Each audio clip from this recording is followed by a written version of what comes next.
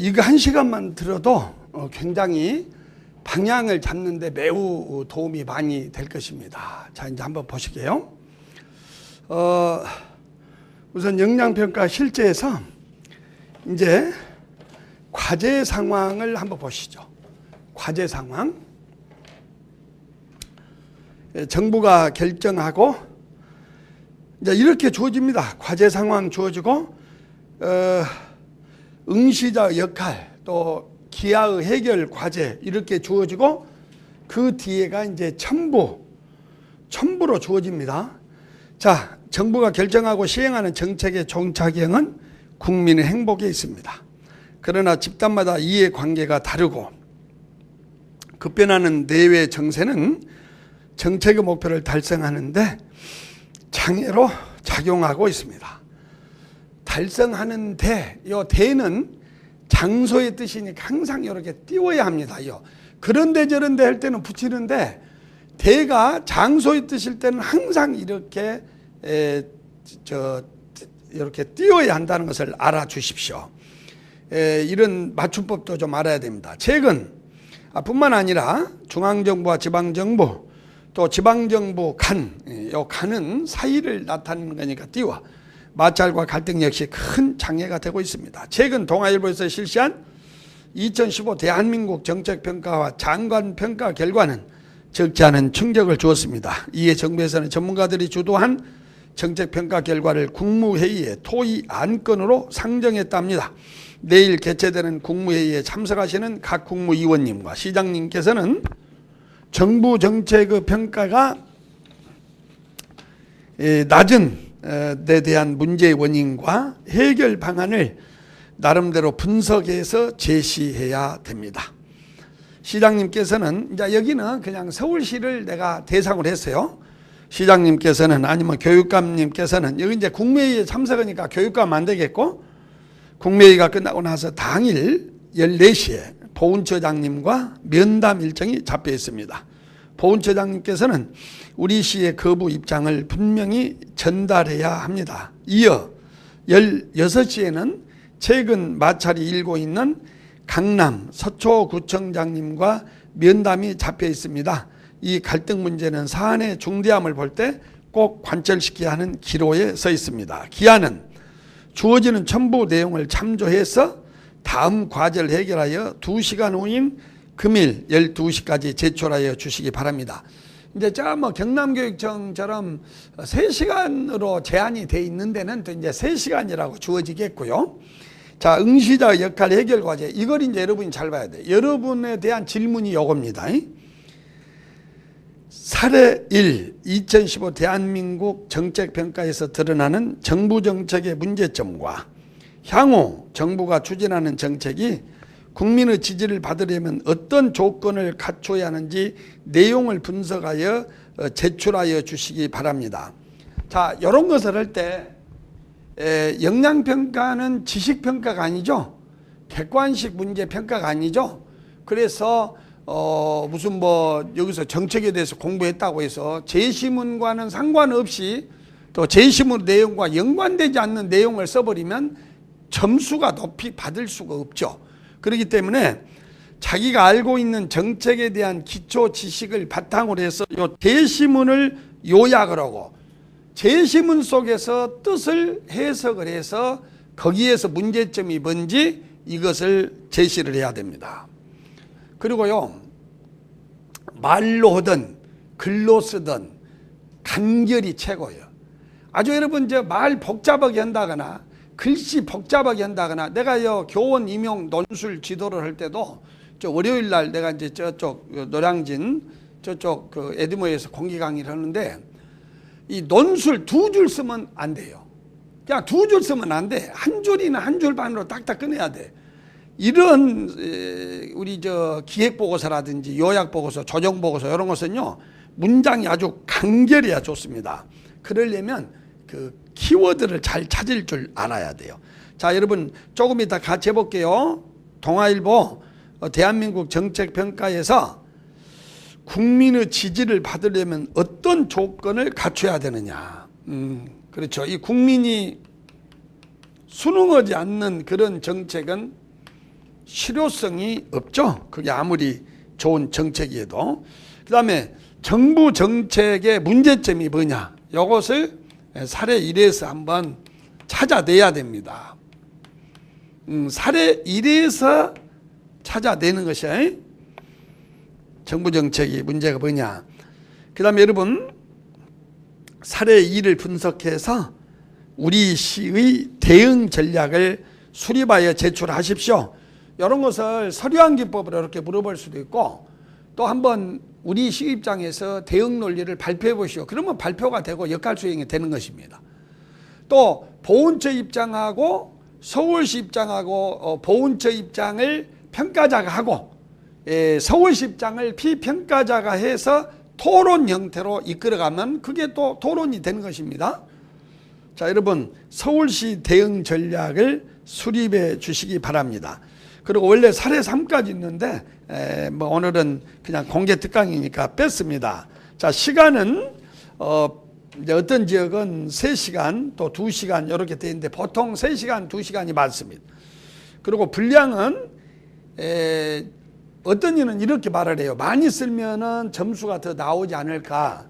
정답은 절대 그렇지 않습니다. 썰하고 온 놈만 딱 정해야 돼요. 뭐 많이 쓰면 그게 없더라도 이게 되지 않느냐. 그러니까 대개의 경우 뭐 많이 쓰면 여기 하나라도 걸리면 점수가 주어지지 않느냐, 이건 아니에요.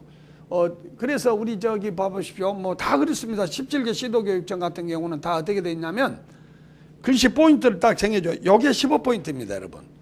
요게 15포인트인데 보통 기획보고서 쓸 때 15포인트가 제일 많아. 요게 14구나. 요게 함초롱 바탕 14인데 뭐 저기 어느 지역은 신명조로 써라, 어느 지역은 또 뭐 뭘로 써라, 이렇게 다 지역마다 달라. 그리고 어떤 데는 또 13포인트, 15포인트가 있는데요. 내가 볼 때 이런다고 합니다. 그 평가를 실제 보고서를 볼 때는 온라인상에서 볼 때는 15포인트가 제일 좋아, 보기가. 근데 여러분 출력을 해서 볼 때는 또 15포인트가 봐야 눈도 잘 보여요. 근데 그 지역에서 몇 포인트로 써라 그러면 그대에 맞춰야 돼요. 자간도 160으로 돼 있는데 이제 쓰다 보니까 A4 용지 3개로 써야 되는데 쓰다 보니까 3장, 4장 가까이 돼. 그러면 그냥 글씨체를 줄이고 자간을 줄인다. 그러면 감점이라고 돼 있어요. 그러니까 딱 써라고는 분량을 써야 돼. 그래서 여러분은 댁에 가셔서 한번 그 한글에다가 글씨를 한번 써보십시오. 그러면 어느 정도가 A4 용지 한 장 분량이냐, 이걸 피부로 느껴야 돼. 그래야만이 요 분량 조절이 잘 됩니다. 자, 여러분, 이제 이렇게 강의합니다. 자, 사례 1을 보겠습니다. 이 사례로 통계 자료가 주어지면 통계 자료를 분석할 줄 알아야 됩니다. 그리고 그게 서류안기법이든 기획보고서든 집단 발표든 발표든 간에 통계치를 인용한 것이 가장 짧게 상대방한테 잘 설득하는 길이에요. 실제로 그렇지 않습니까, 여러분? 우리가 어떤 사람을 묘사를 할 때, 자, A라는 탤런트는 뭐 얼굴이 어쩌고 몸매가 어쩌고 얼굴이 너무너무 예쁘다. 그래 본들 뭐 하겠어요? 키가 얼마, 몸무게 얼마, 뭐 어디 바스트 얼마, 이렇게 숫자로 딱 제시하는 것이 좋죠. 그 다음에 여러분이 그냥 사설로 나오더라도 중간에 소제목이 있을 때 글씨 크기, 이런 것이 그 내용의 중요도를 알려줘요. 어떤 것을 먼저 뽑냐, 글씨 크기가 어떤 게 더 크냐, 이런 것에 따라 다릅니다. 자, 그래서 여기에 보면은 국민 행복, 여기 이제 우리나라 국정 지표입니다. 우리나라 국정 지표가 국민 행복이에요. 그러니까 모든 정책, 여기에 나와 있는 10대 정책의 모든 종착역은 뭐예요? 국민의 행복과 이어져야 된다는 것이죠. 그래서 국민 행복 약속한 정부 정책. 근데 체감도가 낮다. 여기서 키워드가 뭐다? 체감도예요, 체감도. 체감도라는 게 뭐죠? 체감도는 낙제점이다. 체감도라는 것은 그 정책의 실효성을 의미합니다. 그러니까 이제 이런 것은 여러분이 끄집어내야 돼. 이제 읽으면서. 체감도가 뭐다? 실효성. 그러면 여기에서 등장하는 단어가 뭐예요? 정책이라고 하는 것은 효과성이 있어야 돼요. 효과성. 그러니까 아무리 정부가 어떤 정책을 좋은 취지로 했어도 그것이 예를 들면 일자리를 몇 개 창출해서 청년 실업을 없애겠다. 의도는 좋죠. 근데 실제로 그렇지 못했다면 체감도가 없는 것이죠. 자, 그 다음에 이제 아까도 말씀했다시피 성장시대 넘어 행복시대로. 그럼 우리 눈에는 보여. 이제 성장보다는 행복보다 분배예요, 분배. 여러분, 발표를 하던 서류한 기법으로 써냈던 초안지를 주거든. 그리고 사전에 그 내용을 파악하고 준비할 시간을 줍니다. 그럴 때 이렇게 키워드를 써서 또 때로는 이렇게 화살표도 하고 또 이 행복과 분배가 반대라는 거 이런 식으로 표시를 해야 돼. 그래야만 이따 보고서 쓸 때 제대로 잘 타이핑이 되겠지요.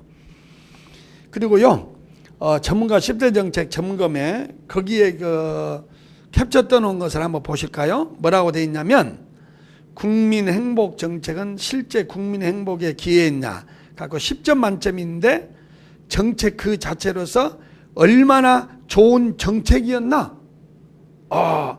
정책이 얼마나 좋은 정책이었나? 여기에는 67점이라고 하는 점수를 주었죠. 6.7. 그러니까 높은 점수예요. 근데 옆에 보세요. 실제 국민 행복에 긍정적 영향을 줬느냐? 여기에 이제 효과성이라고 할 수가 있습니다. 효과성. 예? 또는 성과라고 해도 될 수가 있어요. 이런 단어 하나를 제대로 써야 짧게 강하게 됩니다. 그래서 10점 만점에 4.0이다. 그래서 낙제점이라고 했군요. 그래서 이런 것을 보고서를 쓸 때는 이런 구체적 수치를 써줘야 돼요. 예? 그러니까 여러분 보고서 쓸 때는 이제 이렇게 쓴 거죠. 정책.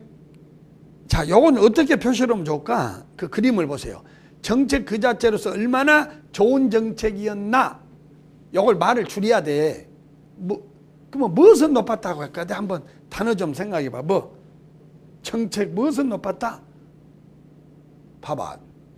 근데 가서 책 읽을라, 답 만들랴, 거기서 요 단어를 떠오르기가 얼마나 어려워. 그래서 실제 실습해 보면요. 반장도 보세요, 반장도. 그래서 정책 수용성, 정책 호감도. 예, 그렇게 바꿀 수 있겠네요. 예, 보고서를 쓸 때 그러니까 정부 10대 정책에 대한 호감도는 높은 편이나 체감도는 낮은 편 해놓고 그 밑에다가 정책 수용성은 10점 만점에 6.7, 그 다음에 정책 체감도는 10점 만점에 4.0 이렇게 숫자를 딱 기록을 해줘야 된다 이 말이에요. 나중에 보고서를 쓸 때는 정책 수용성 또는 호감도는 높으나 정책 체감도는 낮음. 그러면 여러분 여기 보십시오. 자, 어떤 사람이 보고서를 이렇게만 썼다고 해봐. 자, 요 보고서의 문제점이 뭔가요? 자, 이제 이렇게만 딱 써서 보고서를 자, 정책 호감도는 높으나 정책 체감도는 낮음. 그래갖고 이제 두 번째 따따닥 써. 자, 요 보고서를 시장님한테 보고했다. 대통령한테 했다. 어떤 질문이 나올까요? 그래요? 어느 정도 높았는데요. 예, 그러면 그건 실패한 거예요. 그러니까 밑에다가 이렇게 참고 표시해서 조그만 글씨로 이게 15포인트나 14포인트라면 이건 13포인트로 이제 구체적으로는 나중에 설명해. 여기다가 방금 써준 거예요. 정책 호감도는 몇 점? 10점 만점에 이게 정책 호감도는 6.7 가로 열고 10점 만점 이렇게 써줘야 보고서를 받은 사람이 질문을 안 하죠. 그래서 여러분 하나라도 아까 간결해야 좋다고 했죠? 하나가 또 뭐야? 구체성이요. 간결 말고 또 하나가 뭐라고? 구체성. 아주 딱 외우고 다녀. 내가요 이 말을 한번 볼게요. 21일 14시에 우리 임용 논술 준비한 아이들 합동 공개 강의가 있습니다. 그래서 내가 그것을 기획서를 한 학원에 이제 막 재촉해서 올려줘. 아, 교수님 깔끔한데요? 바로 와. 그래서 내가 그랬지. 영양평가의 대가가 한 것이라 그랬다. 그래서 여러분은 간결, 구체 아주 외우고 다녀야 돼. 여기서 이게 빠진 보고서는 좋지 못하다 이 말이야. 반드시 어느 정도 높은지 도대체 아니 낙제점이라면 몇 점을 맞았다는 거야. 이래버리면 틀린 거예요. 그래서 그 밑에다 이런 통계 자료를 분석할 줄 알아야 합니다. 자, 그 다음에 정책이 자, 그림 다시 보십니다. 고용복지, 국민안전, 사회통합, 창의교육, 요게 4가지의 큰 국정의 기본 방침이라고 합니다. 그 다음에 이 방침을 쪼개면 세부 기획이 됩니다. 의료 보장성 강화, 요것은 호감도 수용성은 7.7인데 체감도가 6.1입니다. 그런데 국민안전의 총체적 국가 재난관리체계는 2.4. 그 정책 호감도는 6.3. 왜냐하면 생각을 해보세요. 국민안전 이 정책 자체는 좋아 안 좋아? 좋죠. 그러니까 몇 점이야? 6.3. 근데 국민들이 피부에 와 닿는 것은 몇 점? 2.4예요. 뭐 세월호 사건 또 각종 화재 이런 거 보면 그래서 이 안전교육이 시도교육청 같은 데 뿐만이 아니고 일반 시청 출제 넘버원이에요. 안전교육. 여러분, 자, 여러분 우리 산에 등산 가시죠? 산에 등산 갈 때 한번 운동화 좀 봐봐봐요. 구두 신고 온 사람도 있어. 그리고 영화 보러 가다 누가 도봉산 가자니까 도봉산 간 사람도 있어. 여기에 산악 전문이 있으면 난리를 치요. 젊은이 그거 지금 신발이 뭐냐? 괜찮습니다. 그리고 우리나라 사람들은 우리 하이킹을 했더라도 안전모를 안 써요. 근데 가까운 일본만 가면요. 자전거 타고 슈퍼마켓 가는데 안전모를 쓰고 무릎에다가 무릎 깔개를 한답니다. 이것은 무엇을 의미하냐면 우리나라의 안전 불감증이 그만큼 심각하다는 얘기죠. 그래서 이런 것이 이제 정책에는 그렇게 체감도가 낮아. 그 다음에 또 하나 낮은 것이 있는데 사회통합과 인권보호 이것은 2.2가 됩니다. 그리고 창의교육이 말은 좋죠. 6.5 호감도는. 근데 실제 체감도는 뭐예요? 3.3이다. 이제 이런 것이요. 자, 그러면 자 여러분 이제 뒤에 9페이지를 봐봐요.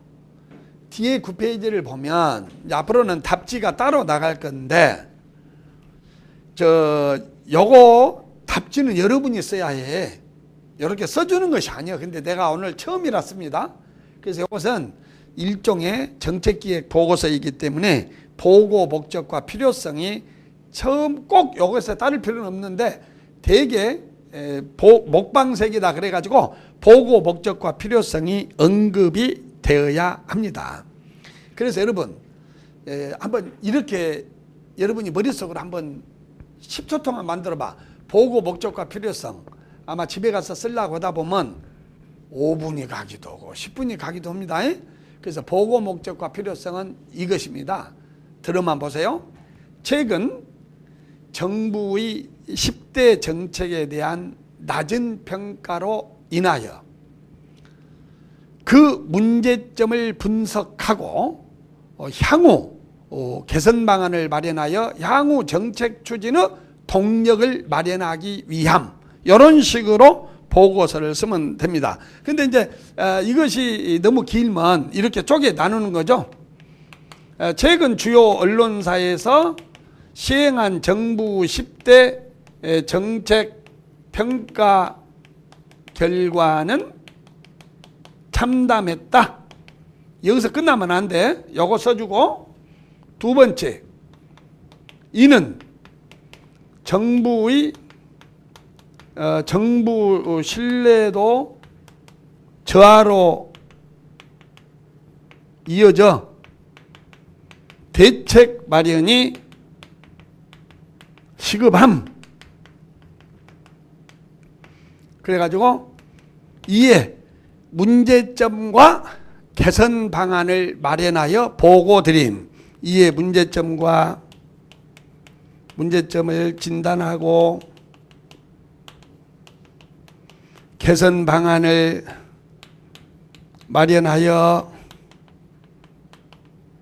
보고 드림. 자, 여기에서 요 끝에 요걸 보실까요? 요거 보고 봐 드림. 자, 시장님한테, 교육감님한테 과장의 부탁으로 보고함 그러면 좋겠어 안 좋겠어? 안 좋겠죠. 그래서 우리가 영양평가에 쓰는 이런 것은 논술과 좀 다른 점이 있습니다. 가령 강원도 교육청이나 또 임용논술 같이 논술에서는 구어체를 쓰면 감점입니다. 그래서 내가 채점을 할 때 구어체는 비문임. 그래서 문어체를 써야 돼. 예를 들면 논술을 쓰는데 뭐 대통령께서 이러하셔서 이렇게 해야 할 걸로 생각합니다. 이렇게 쓴 게 아니야. 그래서 문어체가 아니라 여러분들은 무엇으로 써라? 구어체로 써라 그래. 그래서 부하한테 주는 메일일 때 아니면 상관한테 보고는 메일일 때 다르다. 그래서 이럴 때는 구어체로 써. 이게 이런 것을 주먹구구식으로 하는 것이 아니고 보고서 작성의 기법에 대해서 최소한 올해 2번째 보는 사람이라 하더라도 내한테 또 한 2시간 들어야 돼요. 그래야 그게 바탕이 되어야만이 앞으로 잘 쓸 수 있거든. 그래서 구어체로 써야 됩니다. 그래서 이런 정도가 보고의 목적과 필요성에 들어가게 될 것이야. 그 다음에 2번째가 현황과 문제점을 반드시 써야 됩니다. 그리고 마지막에 향후 개선 방안을 써야 합니다. 근데 다시 한번 이제 5페이지로 넘어와 보시기 바랍니다. 자, 이제 여러분이 5페이지가 아니라 4페이지죠. 여러분이 이제 공부하실 때 이렇게 한 거예요. 경제성장, 국민행복. 그렇지 않다. 저성장, 빈부, 양극화가 심화될수록 이런 기대감은, 그러니까 내가 아까 말했잖아요. 경제성장이 행복을 가져오지 않는 가장 큰 이유가 뭐라고 여기서는 지적하고 있습니까? 빈부, 양극화라는 거예요. 그러니까 자, 4페이지 밑에서 3번째 줄, 저성장도 문제이지만 빈부 양극화, 아무리 우리가 2만 불 시대, 3만 불 시대 GNP가 얼마라고 해도 양극화가 있다는 것은 뭡니까? 이게 부자와 가난한 사람이 나눠 있을 때일수록 이런 기대감은 실현되지 않고 있다. 선진국들은 그러니까 여기서 끄집어낼 수 있는 것이 원인이 뭐냐? 정부 정책의 원인이 뭐냐? 이걸 지적해 낸 사람은 좋은 점수를 받을 것이다 이거예요. 자, 그 정부 정책의 형평성 부족. 형평성이라는 게 뭔지 아세요? 약자에게 더 많이 가는 거. 그러니까 그 정책이 있는 사람을 위한 정책이라든가 아니면 분배에 이렇게 또는 맞춤식 복지라고 해도 됩니다. 앞으로 이 복지에 대해서 여러분이 지금 이 복지 문제를 놓고요, 지자체와 서울시 간에 엄청난 갈등이 많아요. 그래서 이미 어떤 교육청에서는 그 누리과정 예산을 정부에서 안 주잖아요. 이것을 어떻게 확보하고 세원을 발굴할 것인가, 그런 문제가 출제돼 버려요. 그리고요, 성남시에서 뭐 청년수당 준다, 교복 뭐 무료로 준다, 바로 중앙부처에서 노했죠. 그 놓은 거. 그러면 우리는 뭐냐, 앞으로 재앙이 옵니다. 돈을 줄 때 줘야 한다는 것이죠. 그래서 이런 것을 형평성이라고 아까 했는데, 형평성이 어려우면 맞춤식 복지다 그 말이에요. 이런 것이, 그러니까 낮은 원인이 뭐다고? 맞춤식 복지가 안 됐다, 그런 얘기가 되겠습니다. 그 다음에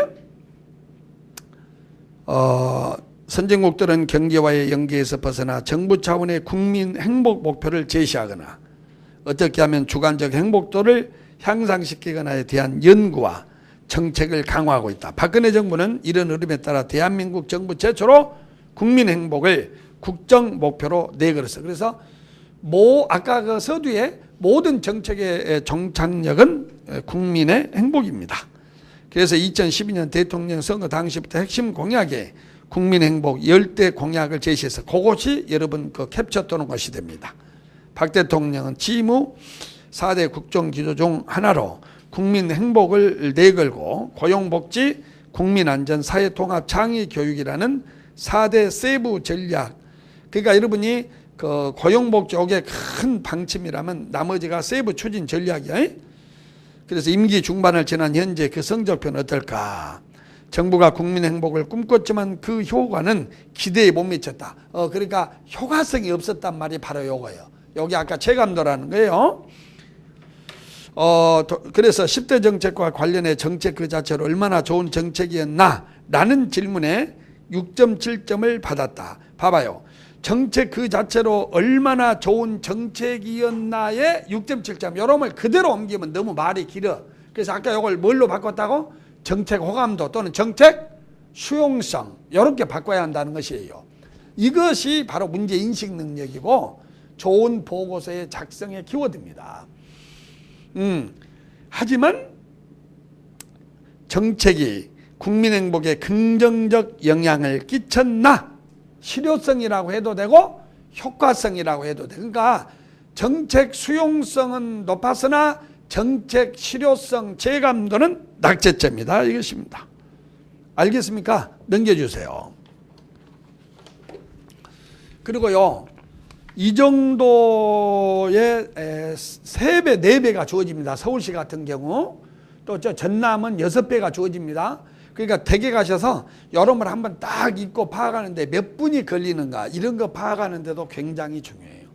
실제로 만만치가 않습니다. 연습이 안 되면. 자, 6페이지 보고 계신가요? 자,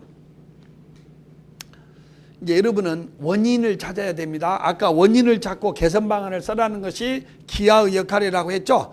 그러니까 원인 이런 것이 그러니까 이렇게 초안을 미리 만든 거예요. 초안을 딱 만들고 읽어가면서 채워야지 절대 자, 보고 목적, 현황과 현황 어쩌다 이 문제점의 원인 진단 개선 방안 요걸 초안지에다 써놓고 책을 읽으면서 여기다 채우고 또 읽으면서 밑에다 채우고 이래 갖고 글이 나온 것이지 요런 초안지도 안 쓰고 책을 읽고 그러면 절대 답안지가 안 돼. 그래서 여기 어떤 형태로 쓰라고 하냐 해서 먼저 초안지를 작성해 놓고 읽으면서 여기 있다가 여기 써놓고 또 화살표 하고 이래 갖고 한편에 글이 돼. 논술이든 발표든 다 이렇게 만들어야 돼. 이것이 만들어지면은 이게 답안은 70%는 성공했다 이거예요. 자, 이제 6번에 보겠습니다. 김병섭 서울대 행정대학원 교수는 국민 행복을 표를 얻기 위한 공약으로 제시하고 국정기조로 삼았지만 실제 내용에서는 기존 정책과 차별성이 없었다. 처음부터 행복과 인과관계를 더 생각했어야 했다. 이게 키워드예요. 요 세 줄이. 자, 여러분, 이 지금 정부 정책의 그 자체의 호응도는 좋아. 예를 들면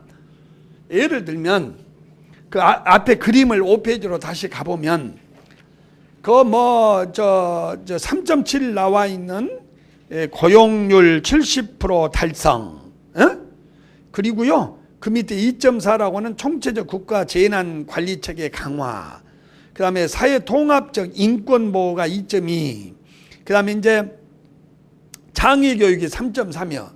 이것의 최고 종착역인 여기 보시면 목적, 행복. 여기 보십시오.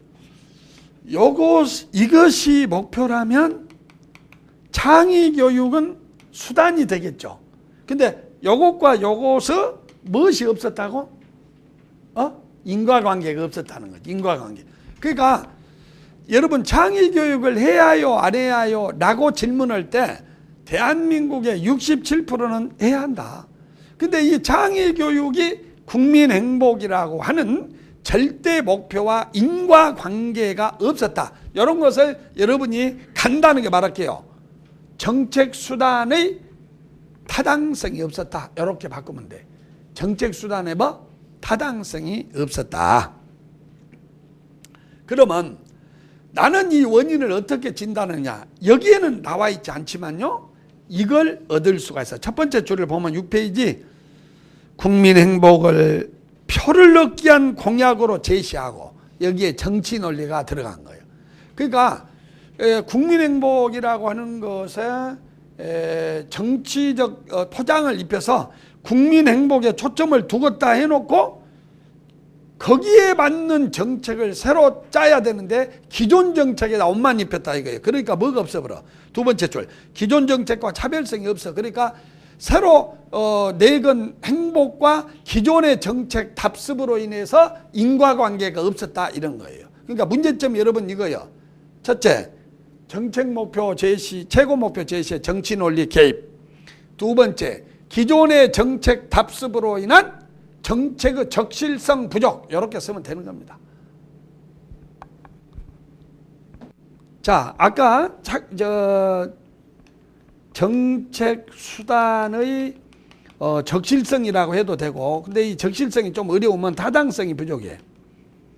근데 이렇게만 써버리잖아요. 자, 칠판 보십시오. 이렇게만 쓰잖아요. 바로 질문 들어오죠. 응? 보고받는 분이 아니 이게 무슨 말이에요? 그러면 그거 틀렸다니까. 그러니까 앞으로 원인을 써줘야 돼. 원인 뭐? 기존 정책 답습으로 인한, 이렇게 해놓으면 원인과 결과가 딱 논리적으로 연결되니까 간결 명료 풍부하다 이 말이야. 기존 정책 답습으로 인한 정책의 타당성 부족. 아니 국민행복을 추진하겠다 그러면 정책이 거기에 맞게 새로 구환돼야 될 거 아닙니까? 그런데 새롭게 구환하지는 않고 기존의 정책을 그대로 답습을 하니까 맞지를 않은 것과 똑같다 이거예요. 실제로 자 6페이지 네 번째 줄입니다. 실제로 박근혜 대통령 취임 후 한국인의 주관적 행복도는 더 떨어졌다는 결과가 나오기도 했다. 2015년 UN 행복 보고서에 따르면 한국인의 행복도는 158개국 중 47위. 그러니까 이건 어디에 들어가야 되냐면 현황의 숫자는 들어가는 거예요. 현황에 숫자가 들어가야 됩니다. 자, 원인이 이제 그러니까 아까 현황에 이제 숫자가 들어가야 되고, 이제 원인의 정치 논리와 그 정책 수단의 기존 답습으로 인한 타당성 부족이 이제 들어갔습니다. 자, 이름만 행복정책, 정책 신뢰 부정적. 아까 그 보고 이후에 정부의 낮은 신뢰도로 이어져서 정책의 추진 동력이 감소된 것이 문제니까 이걸 없애자는 거 아닙니까? 전문가들은 국민 행복이라는 그 시적인 국정 목표와 세부 정책과의 연계성이 부족하다고 입을 보았습니다. 그 이유가 두 가지로 방금 제시가 됐습니다. 그 다음에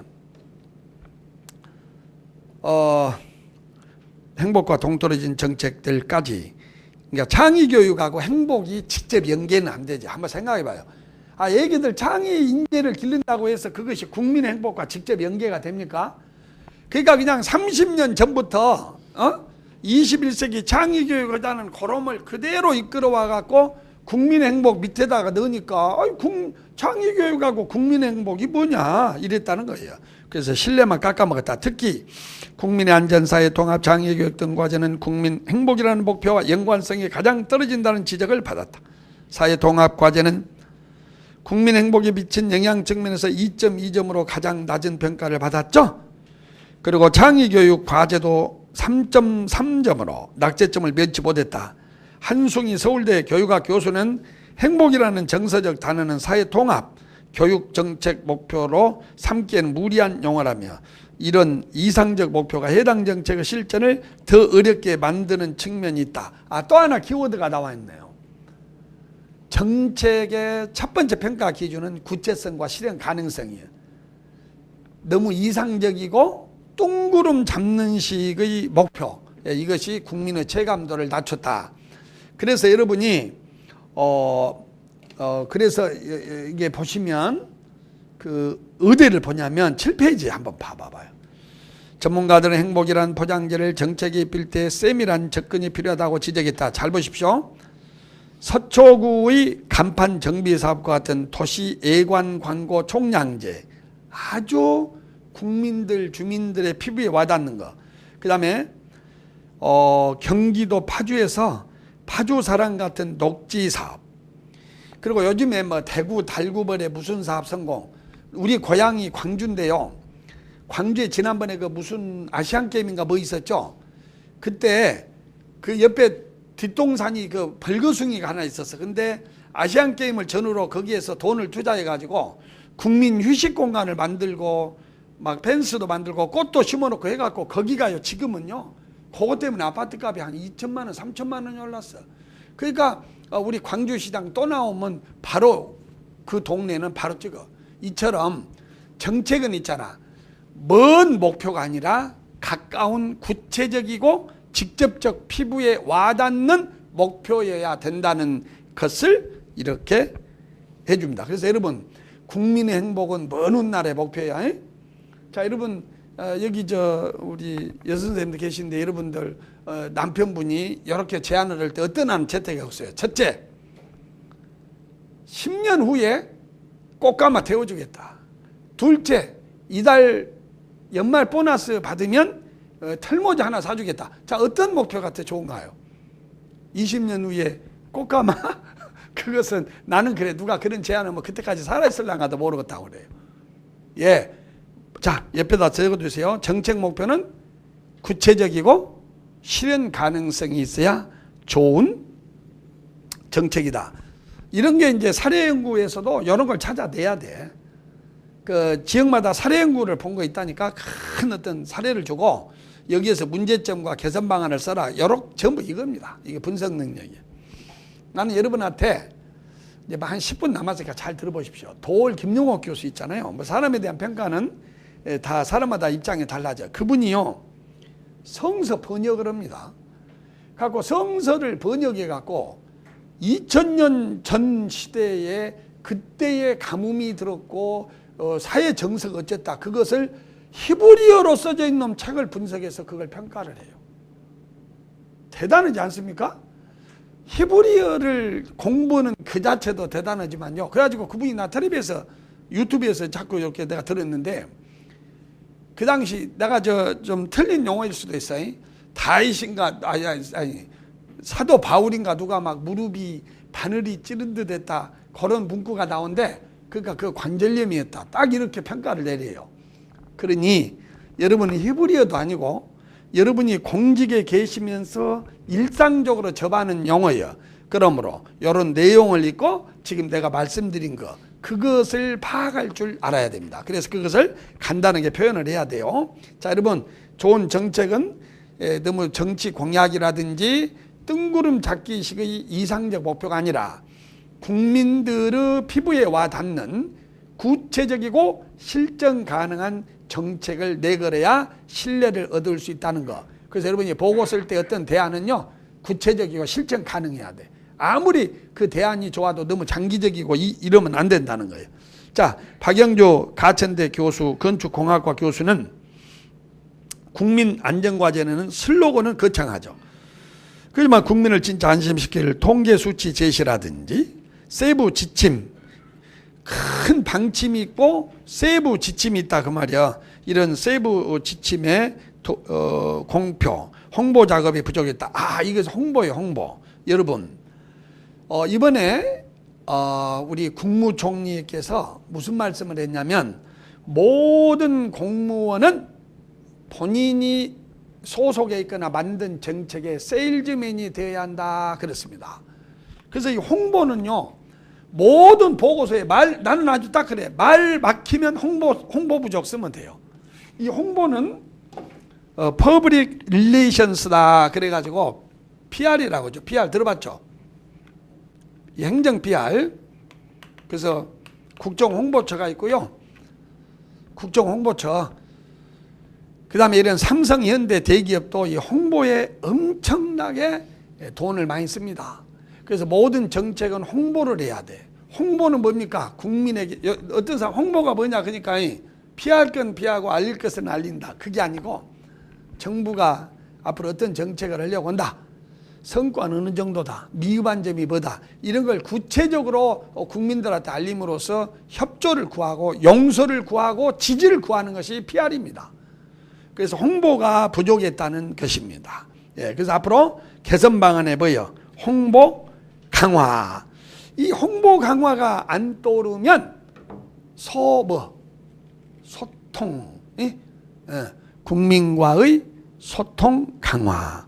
그래서 모든 정책이 체감도가 높고 이러려면 한번 생각해 보세요. 우리 아파트에도 아파트 관리소장이 새로 왔어요. 말씀이 너무 없어요. 사람이 다 좋다고 하거든. 근데요, 무슨 일을 하는지 몰라. 혼자만 다 할 일 엄청나게 했다. 내가 와갖고 담벼락 안전만 검사해서 요거 다시 뭐 됐다. 그러지만 주민들이 무슨 일을 한지를 모르니까 그 사람에 대한 평가와 지지가 없잖아요. 그러니까 늘상 알려줘야 돼. 방송을 통해서. 그래서 이런 홍보, 이런 것이 이제 강화가 돼야 된다는 걸 개선 방안으로 쓰면 되겠습니다. 그리고요, 이런 것을 하나 용어를 알아두세요. 저기 절차적, 그러니까 어디다 써주냐면 11페이지 익숙해져야 할 단어 옆에다가 정책 결정상의 절차적 정의 확보, 이렇게 하나 써주면 돼요.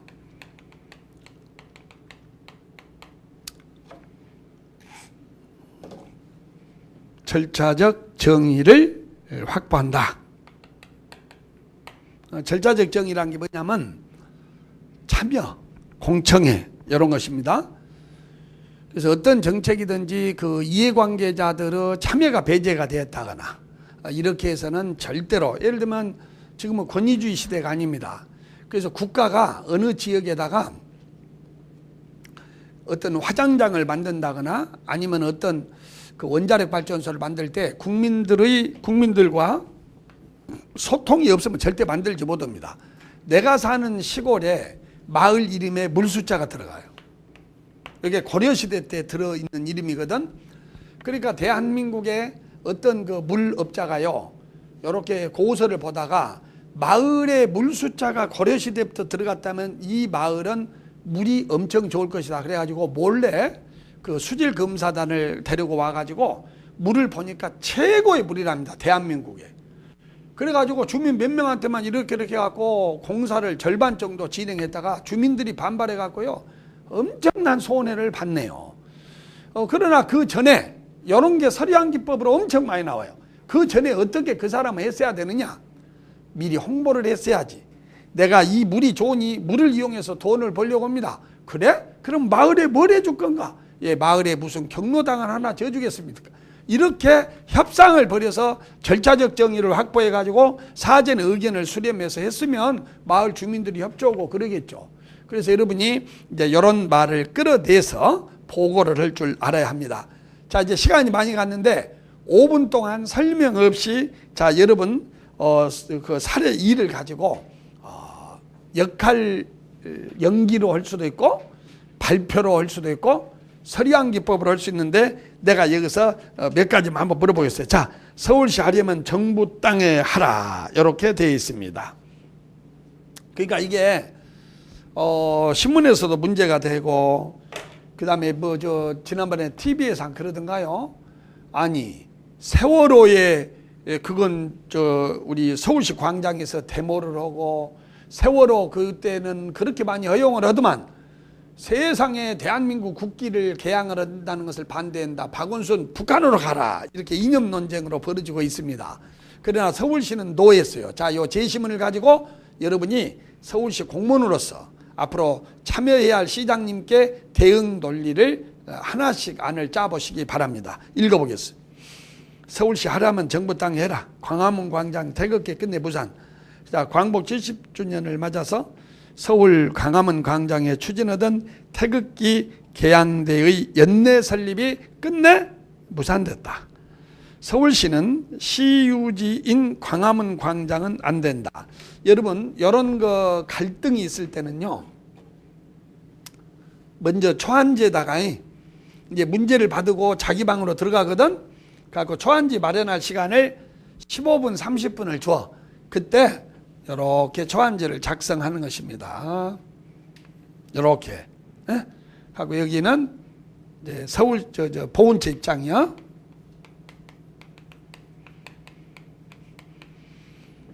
그냥 컴퓨터 앞에 앉아갖고 바로 그냥 그 USB에 있는 거 열어갖고 시간 없으니까 바로 써. 그런 사람들은 논리가 시간이 없다 이거예요. 그 답이 좋게 안 나와.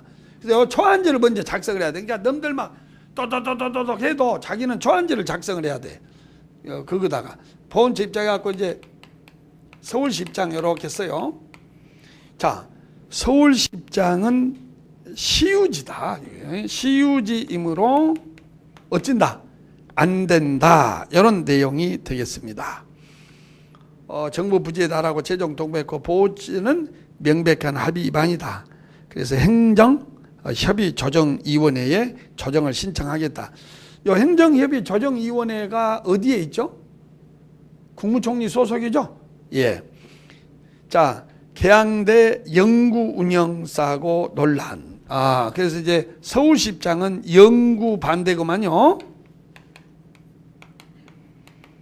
이 민주국가는 사유재산을 보장합니다. 국가라고 해서 아무리 그게 공익을 이은다고 해서 아무리 그게 공익을 이은다고 해서 나무 땅 한 뼘이라도 뺏을 수 없어요. 대단하지 않습니까? 내 땅을 여러분이 앉아 있는 의자만큼 저 국가 도로로 들어간다. 내가 법원에 제소하면 내가 국가 이겨버려요. 이게 우리나라 대한민국입니다. 그래서 이건 뭔 정답도 없고 여러분이 어디를 봐도 여기에 없어. 이걸 나는 지금 말하고 있잖아요. 그래서 갑자기 생각났어. 요 두 개를 결합해서 지방자치를 보장한 헌법적 가치에 위배가 된다. 그러면 이제 발표를 할 때 이렇게 물어볼 거예요. 자, 지금 내가 이제 서울시가 됐던 서울시 교육청이 됐던 뭐 의대 경기도 교육청이 됐던 그리고 여러분 서류환기법 끝에는 꼭 면접이 따르거든. 후속 팔로업 인터뷰. 자, 물어봐. 이거 채청관이. 아니 국기 계양대 그것 하나 놓고 헌법적 가치라니요? 이렇게 물어볼 수가 있어. 그러면 그 논리를 방금 설명해야 돼. 당연히 우리 헌법에는 사유재산이 보장돼 있고 또 지방자치가 보장돼 있고 또 지방자치의 소유인 사유지를 무단으로 국가가 그것도 영구히 한시적이 아니고 영구히 인용한다. 이것은 당연히 헌법적 가치에 위배될 수 있습니다. 이렇게 말하면 돼요. 근데 말 못하고 아니 감히 그런 것 같습니다. 이런 건 안 되겠죠. 그런 논리가 됩니다. 자, 국가보훈처는 14일 광화문 광장에 태극기 개항대를 설치하겠다는 기존 입장에 변함이 없으며 이달 행정협의조정위원회에 조정 신청을 내는 등 추가 조치를 할 그런 예정이라고 밝혔다. 서울시는 조정 신청이 들어오면 대응하겠다고 밝혔다. 그래서 아까 여러분한테 곧 만나야 되는데 대응 논리를 한번 만들어줘라 그거 아니겠습니까? 그 다음에 이에 메르스 대처 서울역 고가 청년수당으로 벌어진 정부와 서울시의 갈등 이런 것은 눈여겨봐 주셔야 할 필요가 있습니다. 특히 요즘에 뉴스에 나오고 있는 서울역 고가 문제 이런 문제 지역 주민과의 갈등 문제 뭐 여러 가지가 있네요. 한 장을 넘겨서 6월 서울시와 보훈처가 광복절까지 광화문 광장에 태극기 개항대를 설치하겠다고 하는 업무 협약을 맺을 때만 해도 사업은 순조로 보였다. 하지만 시 조형물 심의위원회 열린광장 운영시민위원회에 이어 서울시 고위급 검토 후 8월 말 수정안이 마련되며 일이 틀어졌다. 그래서 보훈처는 이게 이제 중앙정부죠. 광화문 광장에 설치해서 8월 15일부터 내년 8월 15일까지 운영하는 방안을 협의했지만 서울시는 잘 보세요. 연말까지만 운영하라. 그러니까 서울시 입장은 한시적으로는 허용하겠다. 한시적. 그러니까 나는 이걸 준비하면서 이런 논리를 떠봤어요. 실제로 자 여러분 내가 한번 물어볼게요. 자 이제 요거 하나만 대답을 우리 한번 해볼까요? 서울시 입장이 타당한 것 같아요. 그러니까 광화문 광장에 보훈처가 개항대를 만들어서 이렇게 태극기를 대형으로 연중 내내 이렇게 개항을 한다고 할 때, 자 서울시 입장이 거부를 했고 보훈처는 하자 그래서 한번 느낌상은 어때요? 누구 입장이 좋을 것 같습니까? 서울시 입장이 타당한 것 같아요? 나는 안 그런 것 같은데? 아니, 계양대 하나 걸어놓는데 그걸 가지고 그걸 하지 말자. 이게 좀 지나치지 않느냐. 그래서 실제로 이게 어떤 조정 그 과제 보고서를 낼 때는 현황을 딱 분석을 해야 돼. 현황은요, 보훈처 입장입니다. 되게 이걸 찬성하는 사람이 이 정도라면 이걸 찬성한 사람은 영양평가 준비한 사람밖에 없어요. 그러나 이제 서울시 입장을 홍보가 부족해서 그런지 제대로 들어보면 이해가 갑니다. 그래서 여러분이 대응 논란은 이런 논리예요. 이거 보십시오. 자, 이 보훈처는 태극기를 개양을 해서 이런 어떤 애국심을 고취를 하자 이거 아니겠습니까? 또 우리의 그 선인들도 기리고. 근데 여기는 이렇게 여러분이 서울시장한테 보고를 하면 돼요.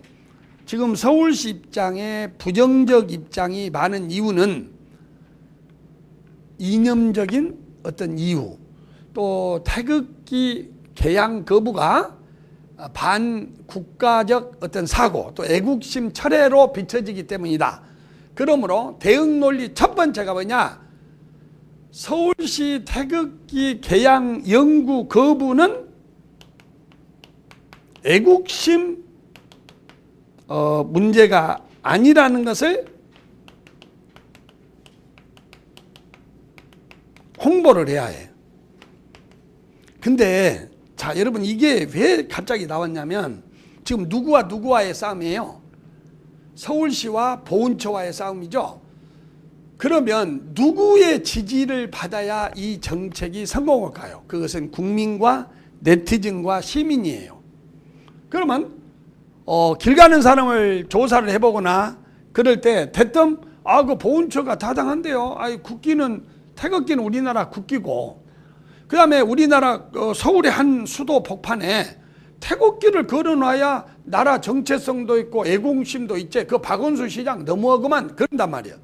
그러니 이 국기 개양 문제가 애국심 철회가 아니라는 것을 홍보를 해서 국민과 시민의 지지를 이렇게 획득하는 것, 이것이 우리 시 정부의 가장 강한 대응 전략이다.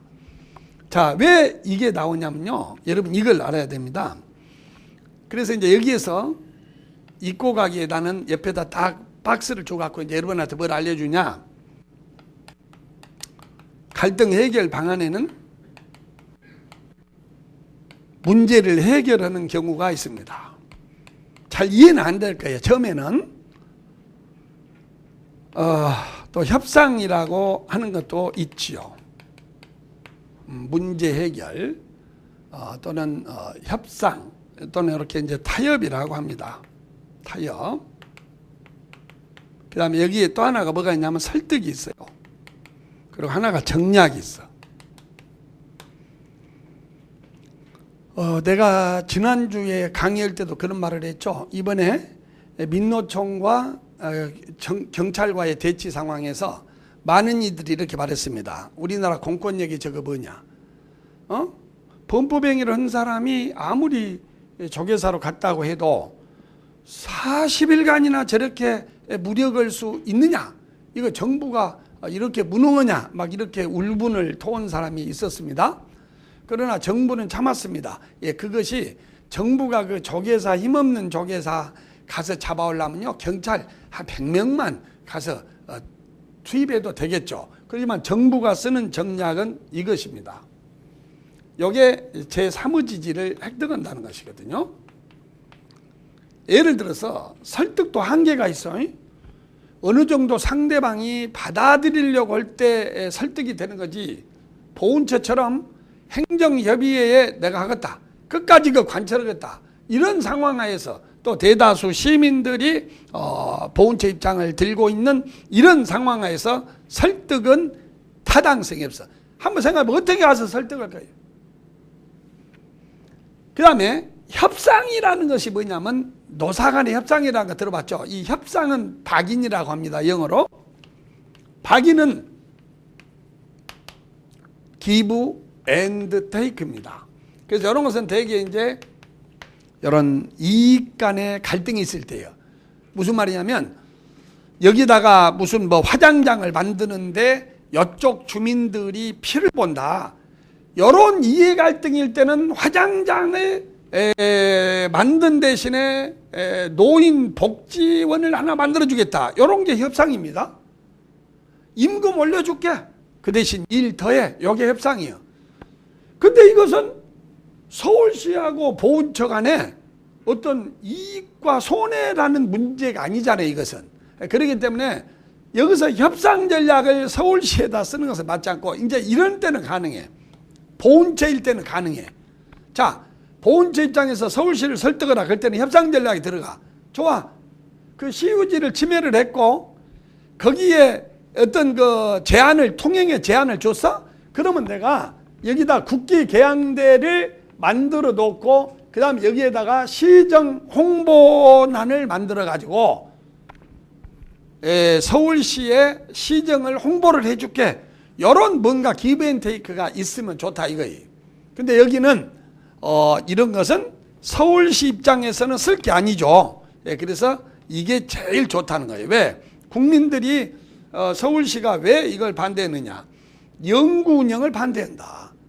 그리고 이걸 반대한 것이 아니고 광화문의 미관, 경복궁도 있고 여기 나옵니다. 광화문의 미관을 방해를 하니까 옆에 다른 쪽에다 해라는 것이지 한가운데다 하는 것을 반대하는 것이지 이것이 애국심의 문제가 아니다.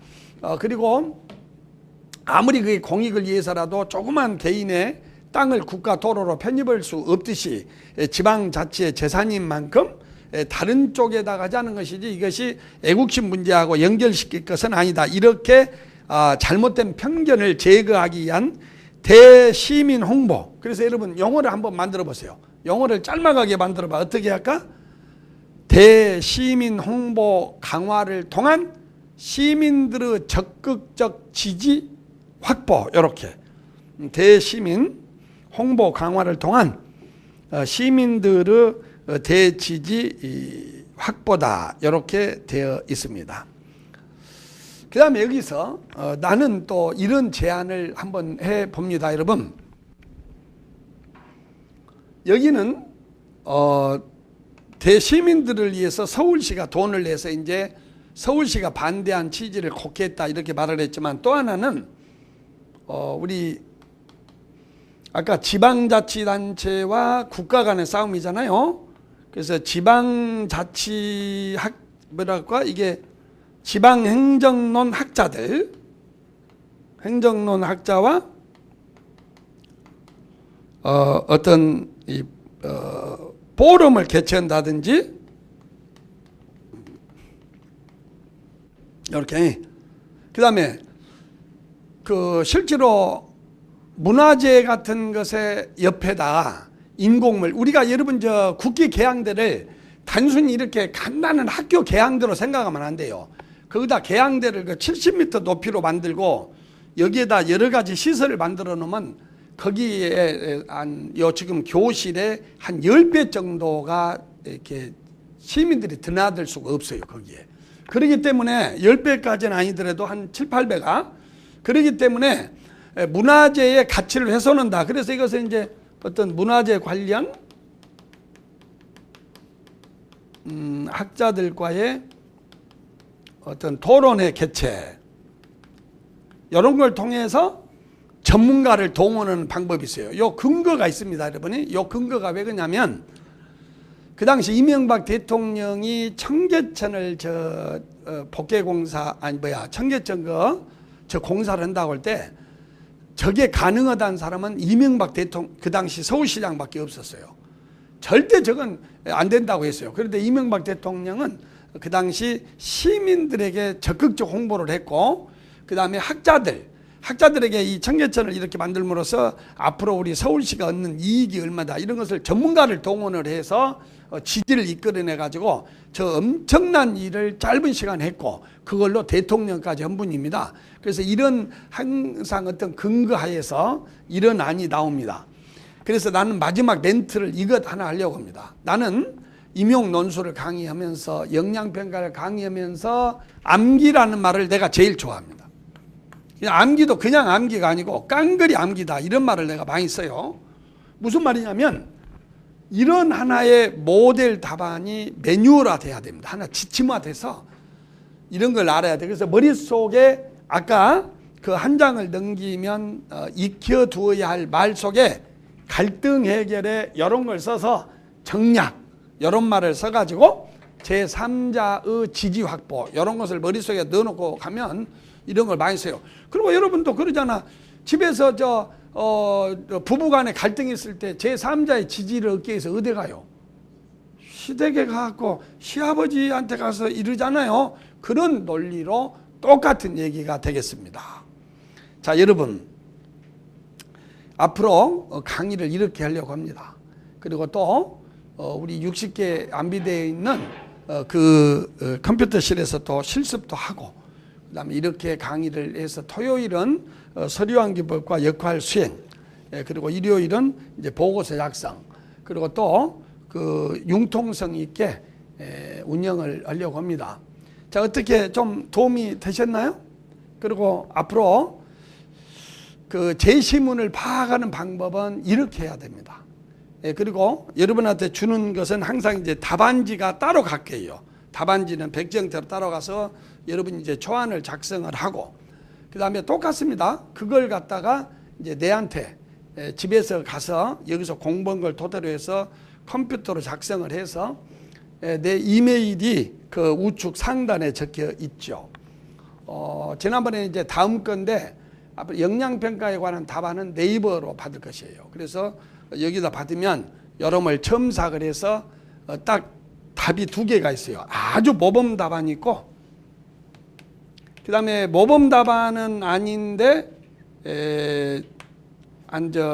B급인데 이야기거리가 많은 거, 쉽게 말하면 첨삭을 많이 해야 되고 요즘은 이것 때문에 크게 잘못됐다 그런 이야기거리가 많은 것을 두 개를 가지고 첨삭을 또 이렇게 하도록 하겠습니다. 그리고 여러분이 써낸 모범 답안은 내가 또 첨삭을 일일이 해서 이렇게 또 재발송하기도 하고, 그래서 조금 쇼킹하게 다른 각도에서 이렇게 문제를 해보려고 그래요. 그래서 두 가지, 그리고 아까 답에도 보면은 그 바탕지식 다지기 익혀야 할 단어, 거기에 어떤 사례별로, 왜냐하면 요거 갈등이란 것만 막 2시간, 3시간 해봐야 머리에 안 들어가니까 실제 사례와 관련된 기초를 반드시 강의를 하겠습니다. 그래서 항상 이론이의 실력을 겸비한 이런 강의가 되도록 하겠습니다. 자, 또 수고하셨고 다음 시간에 이제 계속 보기를 기대합니다. 고맙습니다. 감사합니다.